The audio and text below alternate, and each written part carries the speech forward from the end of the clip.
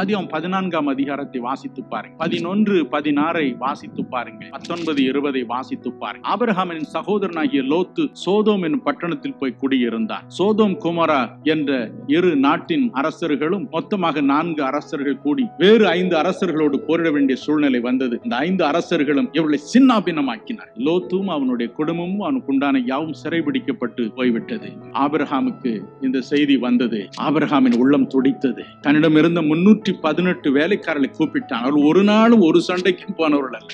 அவளுக்கு ஆயுதம் தரிப்பித்தான். தொடர்ந்து போனான். 5 ராஜாக்களுடைய ராணுவத்தை ஒரே ஒரு இரவில் முறியடித்தான். அவனை ஆசீர்வதிக்க வந்த சாலமின் ராஜா என்று சொல்லப்படுகிற மெல்கிசேதேக்கு என்ன சொன்னார்? உன்னதமான தேவனுடைய ஆசீர்வாதம் உண்மையில் இருப்பதாக, அவர்தான் அப்பா உன்னை இந்த சத்துருக்களின் கைக்கு விலக்கி மீட்டார் என்று சத்துருக்கள் அவனுக்கு உண்பதாக நடுங்கும்படி செய்தார். எப்பொழுது தன் சகோதரனை ரட்சிக்க அவன் புறப்பட்டு போன பொழுது. எனக்கு அருமையானவர்களே, இதற்காகவே கர்த்தர் நம்மை ஆசீர்வதிக்கிறார். இதற்காகவே 9 வரங்களை நம்முடைய கரங்களில் கொடுக்கிறார், வாழ்க்கையில் பயன்படுத்துகிறார். 9 கனிகளை கொடுத்து நாம் கிறிஸ்துவை போல இந்த உலகில் காணப்படும்படி செய்கிறார். இதற்காகவே மனம் கலங்காதிருங்கள். இன்று நீங்கள் சாதாரணமானவர்களா இருக்கலாம், ஆனால் இன்று இரவு நீங்கள் உங்கள் உள்ளத்தை திறந்து ஆபிரகாமின் தேவனே எனக்குள் வாரும், என்னையும் ஆசீர்வதியும் என்று கெஞ்சும் பொழுது உங்களுக்குள் வருவார். உங்களை மற்றவர்களுக்கு ஆபிரகாமை போல ஆசீர்வாதத்தின் ஊற்றாக மாற்றுவார்.